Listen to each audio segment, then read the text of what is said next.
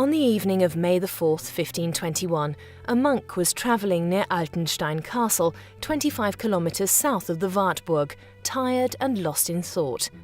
Martin Luther lived dangerously. At the beginning of that year, Pope Leo had excommunicated the theology professor. Now he was returning from the Diet of Worms, where he was pressed to recant his criticism of the Church. But he stood firm and refused, thus souring his relationship with the emperor as well. The Edict of Worms formally declared him an outlaw, and he was subject to being seized at any time. And indeed, armed horsemen suddenly appeared from the forest and fell upon Luther. However, he remained surprisingly calm because he knew the kidnapping was staged. Several days before the incident, he had written to his friend, Lucas Cranach, "I will allow myself to be taken and hidden, I know not where. For a brief time there must be silence and suffering."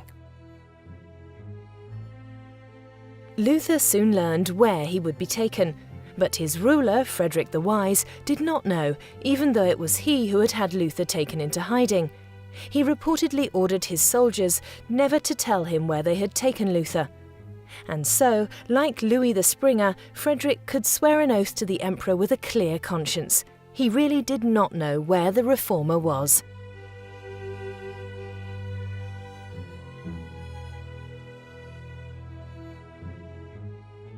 Under the pseudonym Junker Jörg, Luther lived for 10 months in a small room upstairs in the Reeves Lodge.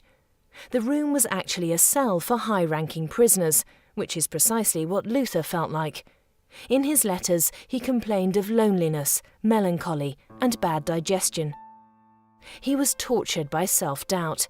He wondered whether he had understood God's wishes. Many people rejoiced at his fight against the outrageous demands made by those selling indulgences, but he questioned whether his actions had divided the Church. He was tormented by thousands of demons during sleepless nights. Luther sat at the desk, his feet resting on a whale's vertebra that served as a footstool, and fought depression with unceasing work. He wrote that he tried to fight the devil with ink.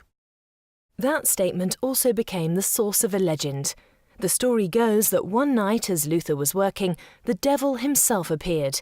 In a holy fury, Luther threw his inkwell at him. Hundreds of years later, the ink stain left by this act of defiance could still be seen next to the stove, which is not surprising, as up until the time of Hugo von Rittgen, it was regularly touched up for the benefit of visitors. But like many legends, this one too contains a grain of truth. Like most of his contemporaries, all his life Luther was afraid of the devil. During his first 6 months in the Wartburg, Luther wrote 14 theological works before tackling, in the autumn of 1521, the vast task of translating the New Testament. He was not the first. There were already 4 translations into Low German and an astounding 14 into High German. But Luther was the first to translate directly from the Septuagint, the earliest existing Greek version of the Bible. He used the Vulgate, the early Latin text, only as a reference. But above all, Luther wanted to, as he put it, look upon the mouths of the people. He wrote in such a way that simple people could finally understand the Bible. He created colorful expressions in German that sharpened and illustrated the text, such as, in English equivalents, baptism of fire, blot, stopgap, and decoy, and metaphors like pearls before swine, trumpet out, groping in the dark, one heart and one soul, and wolf in sheep's clothing. When his New Testament was printed, it became an immediate bestseller. 3,000 copies were sold in 3 months, an almost unimaginable feat at the time. The Bible became a book of the people, and Luther had defined a standard language for all of Germany for the first time. Many of his expressions, and their English translations, are still ubiquitous today.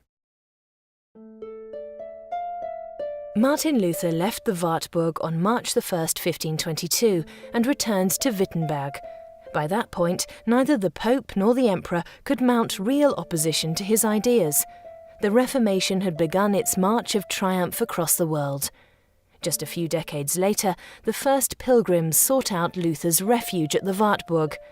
Since then, millions of people have entered the small room with a shudder of delight, and apparently, even 400 years ago, with pocket knives. The castle became a place of pilgrimage, but it no longer had any political importance.